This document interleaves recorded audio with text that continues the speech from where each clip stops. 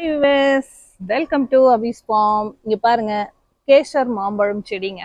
So எங்கள் வீட்டு rental house owner வந்து கொடுத்துருந்தாங்க.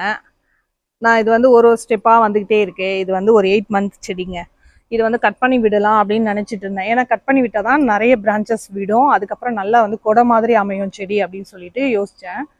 ஸோ யோசிச்சதுனாலே என்னமோ தெரில, நான் எங்கே கட் பண்ணுற போகிறேன் அப்படின்ட்டா என்னன்னு தெரில. அது மேலே வந்த ஒரு துளிர் வந்து இதுல இருந்து என்ன ஆச்சு அப்படின்னா லைட்டாக கருக ஆரம்பிச்சு கொட்டிடுச்சு.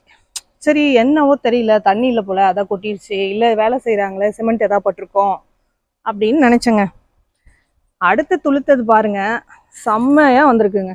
நம்ம வெட்ட வேண்டியதே இல்லை, அந்த அளவுக்கு வந்து துளிர்கள் வந்து அழகாக நிறைய கிளைகள் வந்து எடுத்து வந்திருக்கு. உங்களுக்கு வீடியோவில் தெரியுதான்னு தெரியல, எனக்கு இங்கே வெயில் ஷேடோ அடிக்கிறதுனால கொஞ்சம் கஷ்டமாக இருக்குது.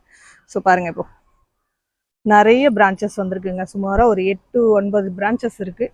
ஸோ நிறைய கிளைகள் வந்து பிரிஞ்சு வந்திருக்கு. இது வந்து அப்படியே இப்போ கொடை மாதிரி வந்துடும். நல்லா நம்ம ஒரு ஹால் ஹைட்டுக்கு வரும்னு வச்சுக்கோங்களேன், ஒரு 5 அடி 6 அடியில் வந்து நல்லா கொடை மாதிரி வந்துருச்சு அப்படின்னா நமக்கு வந்து ஈஸியாக இருக்கும். மாங்காயெல்லாம் வந்து வந்ததுன்னா பறிக்கும். ஏன்னா அதனால தான் கட்டிங்ஸ் மூலிமா வளர்க்குறது. கொடை மாதிரியும் வரும், ஸ்டெப்ஸாக அது வந்து அழகாக வந்து நிறைய பிரான்ச்சஸ் வந்து உருவாகும் அப்படின்னு சொல்லுவாங்க.